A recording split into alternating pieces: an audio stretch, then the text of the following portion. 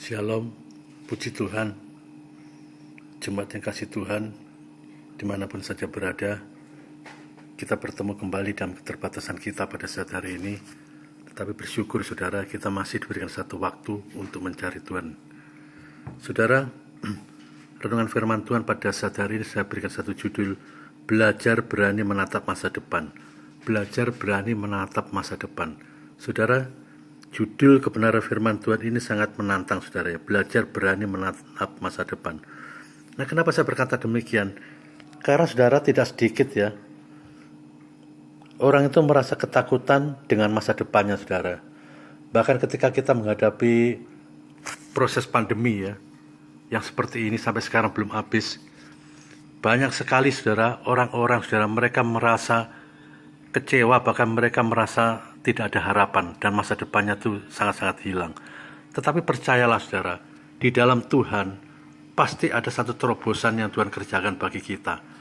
Tinggal bagaimana saudara kita tuh menyikapi hidup ini, tinggal bagaimana saudara dan saya menetapkan ya, memposisikan hidup ini sudah percaya dengan harapan yang ada itu, atau saudara terbawa dengan segala kondisi dan persoalan yang kita alami pada saat hari ini. Saudara, kalau kita perhatikan berapa banyak orang kaya saudara, mereka merasa takut dengan masa depannya. Perusahaannya tutup dengan kejadian pandemi COVID seperti ini saudara, perusahaannya tutup, bahkan usahanya bangkrut dan sebagainya. Perusahaan-perusahaan besar saudara, mereka merasakan akibat daripada pandemi ini. Bahkan mereka tidak bisa bergerak dan akhirnya perusahaan bangkrut dan tutup. Itu adalah orang-orang yang punya duit saudara. Itu adalah orang-orang yang kaya. Nah, kita bertanya, bagaimana dengan posisinya orang-orang yang miskin? Maaf bicara saudara, bagaimana posisinya dengan orang yang miskin? Dan saya percaya keberadaannya sama halnya saudara. Orang yang kaya dengan orang yang takut, orang kaya dengan orang yang miskin, mereka mengalami satu ketakutan ketika menghadapi persoalan seperti ini. Tetapi pada saat hari, mari kita belajar menatap masa depan. Belajar menatap masa depan. Orang yang berani menatap masa depan adalah orang yang istilahnya itu orangnya apa saudara? Dia tuh mengerti bahwa masa depan, harap asa itu ya saudara, pengharapan itu ada bersama Tuhan. Kalau kita perhatikan di dalam Amsal 23:18, kebenaran firman Tuhan dikatakan, masa depan sungguh ada dan harapan tidak akan hilang. Masa depan sungguh ada dan harapan itu tidak akan pernah hilang. Saudara, kalau kita menyikapi kebenaran firman Tuhan di dalam Amsal 23:18 dan ayat ini sungguh memberikan satu pembelajaran bagi saudara dan saya.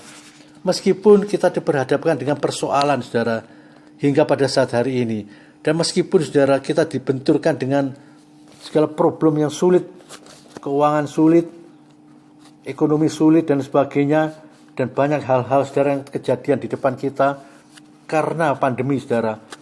Tetapi yang kita tahu, Amsal 23:18 ada satu janji daripada kebenaran firman Tuhan yang harus kita responi, janji kebenaran firman Tuhan yang harus kita sikapi, saudara. Dikatakan, masa depan sungguh ada dan harapan tidak akan hilang. Kalau Tuhan berjanji, ada satu kepastian yang Tuhan berikan, yang Tuhan sampaikan kepada kita. Tetapi yang menjadi persoalannya, berapa banyak kita tidak mendapatkan satu kebenaran firman Tuhan itu sendiri. Karena kita tidak hidup di dalam segala kebenaran itu. Karena kita tidak hidup mempercayai apa kata Tuhan. Tetapi yang muncul pikiran-pikiran negatif, yang muncul yaitu hal-hal yang menakutkan ketika kita melihat ke depan kita, di sekitar kita yang terkondisikan seperti itu. Dikatakan masa depan sungguh ada. Artinya masa depan itu memang benar-benar ada. Nah, kalau kita berani menatap masa depan, artinya saudara ya, kita tuh berani memposisikan ya, berani menempatkan harapan kita tuh sungguh-sungguh pada Tuhan. Itu sebabnya ketika seseorang menempatkan harapannya sungguh-sungguh pada Tuhan, dan orang itu tidak akan pernah kecewa. Bahkan orang itu akan mendapatkan satu mengharapkan satu janji Tuhan yang sempurna di dalam hidupnya. Berapa banyak kita belajar saudara dengan proses yang terjadi pada saat hari ini.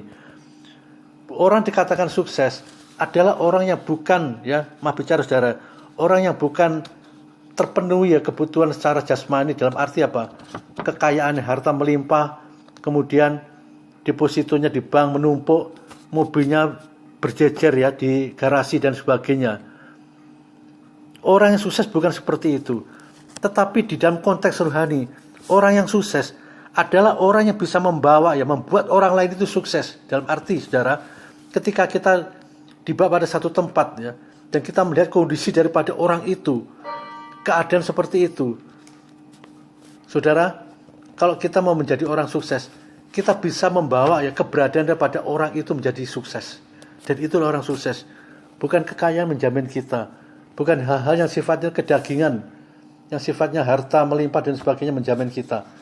Tetapi bagaimana kita bisa menghidupi sekitar kita tuh, dan orang itu bisa bersuka cita, dan orang itu bisa mengalami satu kasih karunia Tuhan, dan itu adalah namanya orang sukses. Puji Tuhan, saudara. Mari kita belajar untuk menatap masa depan kita dan tetap menaruh pengharapan kita bersama Tuhan, dengan Tuhan.